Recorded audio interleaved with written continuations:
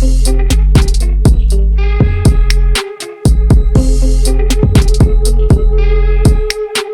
guys, you basically completed the course. Congratulations. What I want to spend my time talking about in this next chapter is just some extra bonus stuff for you. You should, at this point, know everything you need to know to start a successful roofing company. These are just extra tidbits and bonus that's going to give you an edge against your competition. So one of the things that we're going to talk about is identifying your perfect client. And again, that's not identifying your first client, but again, your perfect client long-term for your business. We're going to talk about building the company that you want to have, that's going to fit your lifestyle. And I'm going to talk about why that's important.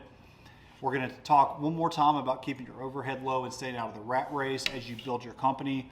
We're going to talk about a little bit about building slow and not fast. And then we're going to talk about some follow-on training that we offer with Digital Roofing Innovations.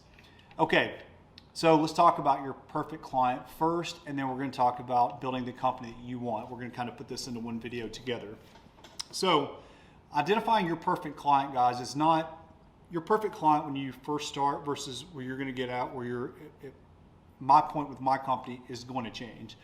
Our first perfect client was not what we do now. And I will tell you that if I can tell you anything about trying to figure out what perfect clients that you want, you need to start thinking big right away.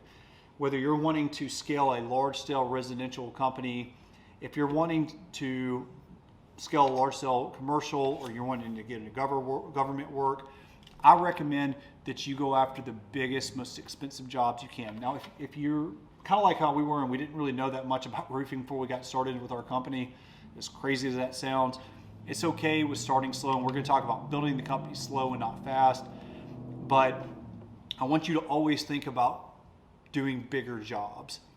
There's plenty of contractors out there that can do the easy stuff.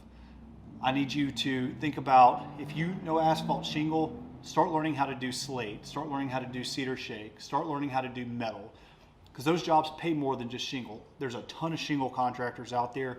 If you're constantly thinking about doing bigger and doing better and making more money, you're going to be able to do more work and it's going to pay better. Okay, I can't stress that enough, is you have to start thinking about that perfect client, and I guarantee you it's not going to be doing Miss Jones's $5,000 roof.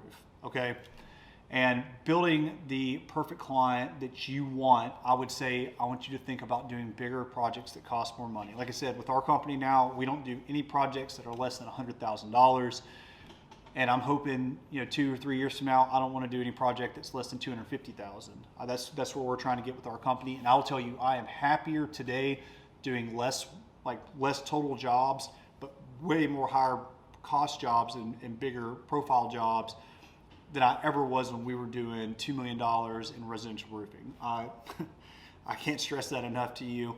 That has been a massive stress relief for me, is just going to the way we're running our business now. Okay, but that may not be perfect for you. You may have a different vision for your company, and there's nothing wrong with that, but I'm going to stress that you need to, again, improve, do more work, do better jobs, more complex roofing systems, learn it all so you can be a happier contractor. Okay, and then at the end of the day, this is about building a company that you want. Most people end up starting a small business and they work within their company their whole life, and this is going to be a grind. No matter how you slice it, it's going to be tough.